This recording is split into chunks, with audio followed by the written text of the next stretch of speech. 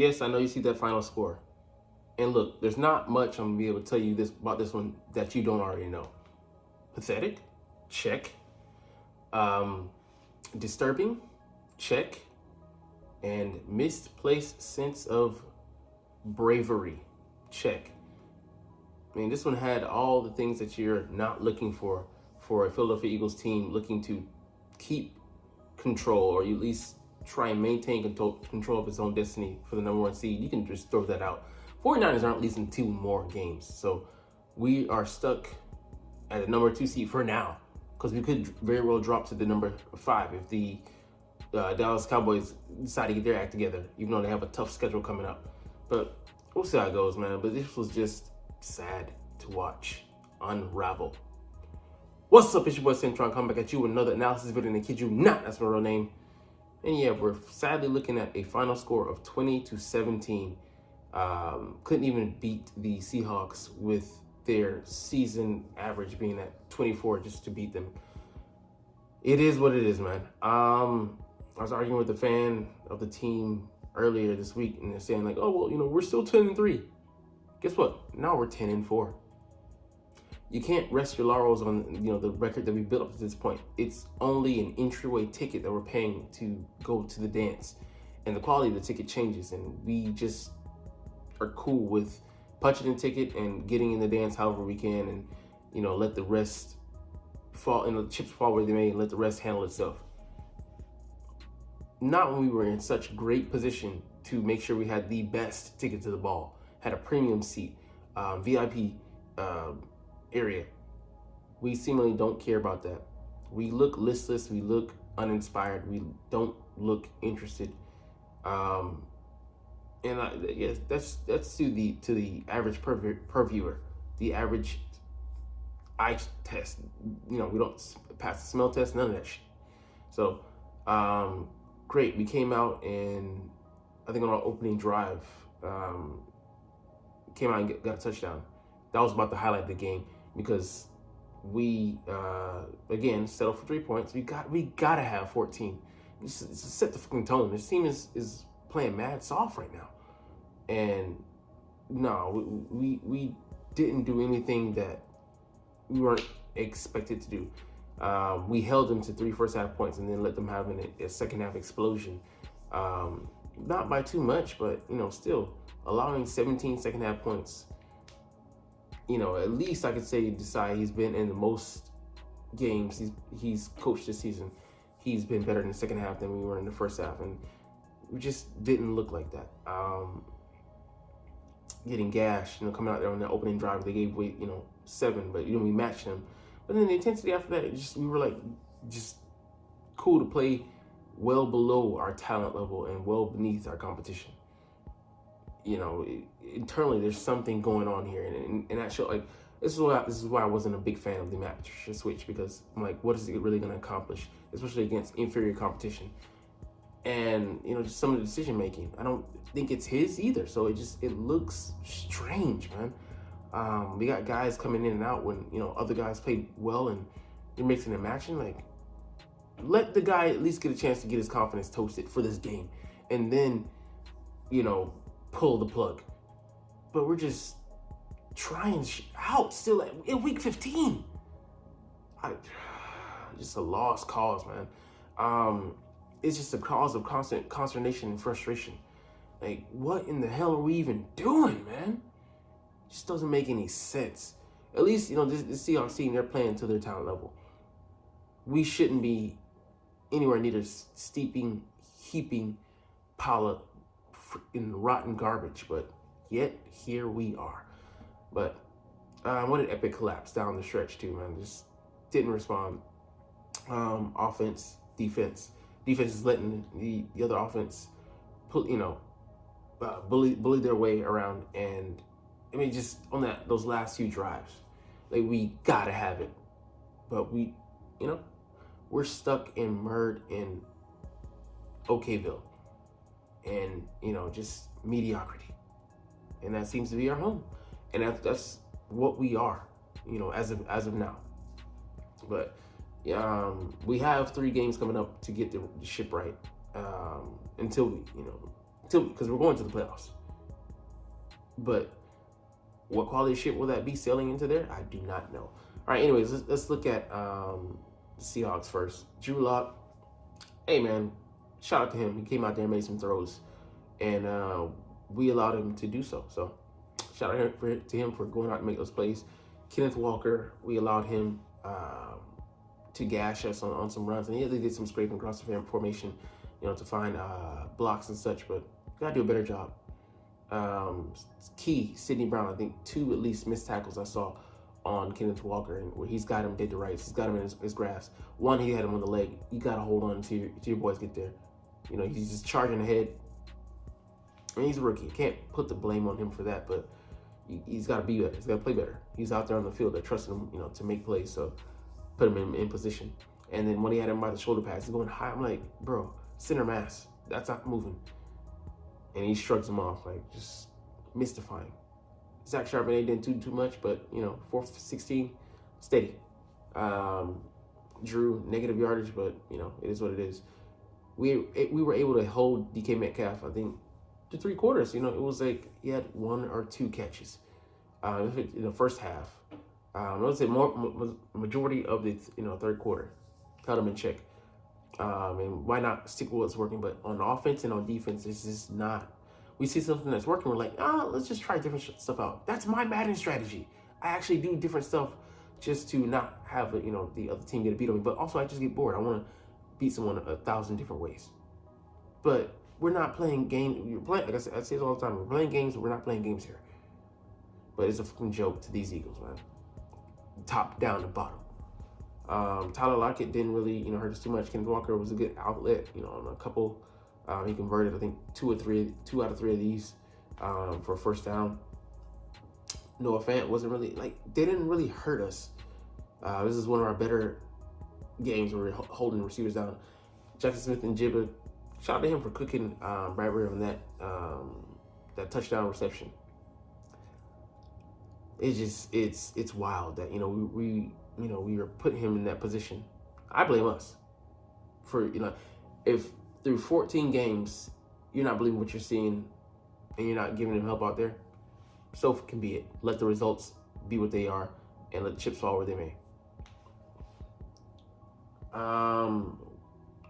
He clearly interfered on 1 interception with Quez, but I don't expect Quez to fight for that ball and at least fight to come back, fight to get the PI. The other one I didn't see because I was on my way to work, but I know that Jalen threw it up, the double coverage, and Julian made a break on the ball. Great play. Why we're doing so in those down and distances is just mystifying. We only need 15 yards to get into field goal range for Jake Elliott. He's pretty much automatic. Yet we're going for it all, like situational awareness. What in the fuck? These guys played all right. I mean, he played tough against the run and against short passes. Give him his credit. Bobby Wagner, he was present. Quandre Diggs, he made a couple plays around the line of scrimmage. One on that third, damn, Jason Kelsey. He's fidgeting with the ball and he moved it up. Bro, you can't do that. You realize that's false advertisement. You don't have those yards yet. We're gonna have them with the touch push, but we don't have them yet. So I'm just mystifying. And he's the most veteran player, so he knows better. But yeah, you fucked up, buddy. But yeah, he was allowed to make that play on 3rd and 6, charging through the line of scrimmage. It is what it is. Jordan Brooks was active, decent guy. But I mean, yeah, he's knifed through on some run plays, but none of these guys really made hella plays. We put them in position to make plays, and not saying they didn't hold up, and he got it through an injury, but it's just sad state of affairs. So we'll get to some decent returns. DJ Dallas is he can be a load to bring down. Let's get to these Eagles, man. All right, Jalen Hurts. I know he was sick. Inexcusable the way he was careless with the football. In 8 minutes to go in the game, and he throws that ball up for Quez. They're going for it all. When the run and the pass ratio we had on that drive was working to a T. We just we are not able to exercise patience. We cannot just simply take what the defense gives us. We have to just challenge, push. Where that kid in class, his teacher says, sit down. He's like, you sit down. Just to have a fucking response. We're that kid. Like, it's just insane. I'm just pounding my head up against the fucking wall because why in the fuck are we going for it all when we don't have to? And that's pretty much one of the poison pills that we've taken this season and just that have been our damnation. We throw up balls, cool, I get it. But I want to say at least 6 picks or so have been like just us heaving it up. And 2 or 3 of those, okay, cool. But why do you go to Quez Watkins, a receiver who has not shown at all, but you're going to show some blind trust in him? Results are everything, baby, and he hasn't been putting them up. And that goes back to last season. And then the second interception, like I said, throwing it up when safety's got a beat on your eyes, you got to be better than that. Getting lazy in the fundamentals, technique, and yeah, I know Quez was interfering on the first one. The ref should see that, but also need a receiver that's going to be able to fight through that kind of attention. And Quez is not that guy, man. He's not that guy. Go get a Johnny Wilson, who's 6'7", 240, and can fight through contact, or a receiver who at least is going to play for the PI. Hey, I don't care. It's part of winning. See DK Metcalf, he drew that PI when he had only one reception for 8 yards on that slant. But he drew that PI on Bradbury. Receivers go out there and make plays, whether they show up in the stat sheets or not. Jalen Hurts, 13 for 82. He had a great rushing performance. Great. Don't care. Because it all comes up in a loss. 18 for 74. I'm surprised we were giving DeAndre Swift the ball that much.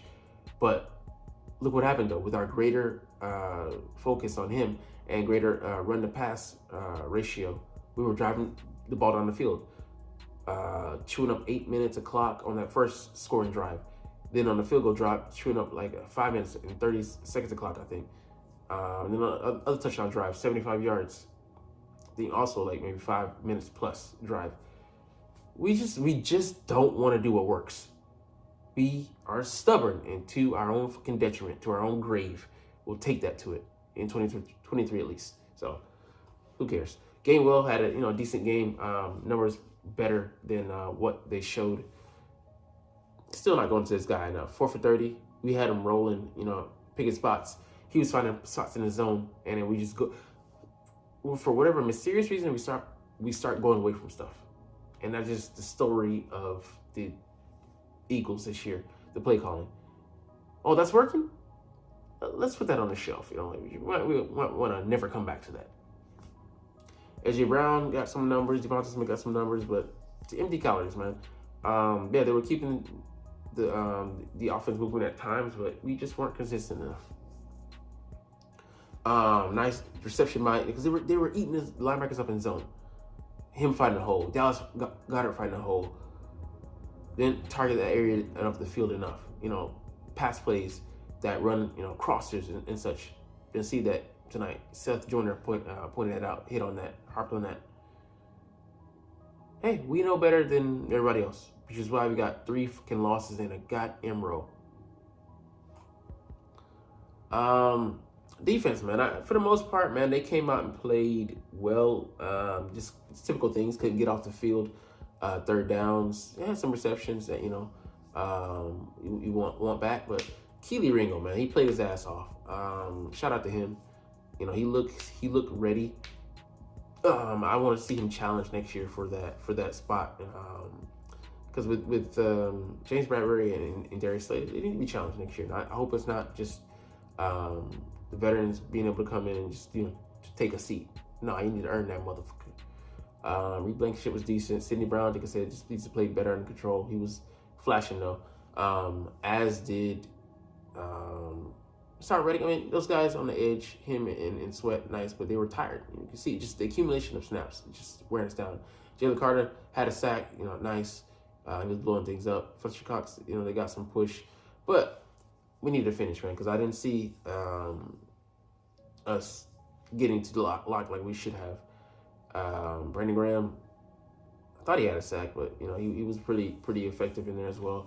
Josh Jobe plays nice in spurts. Shaquille Leonard, I mean, he flashed here and there, but not too much. Eli Ricks was had some good coverage. Nolan Smith, he was getting after it. Love him in the run game.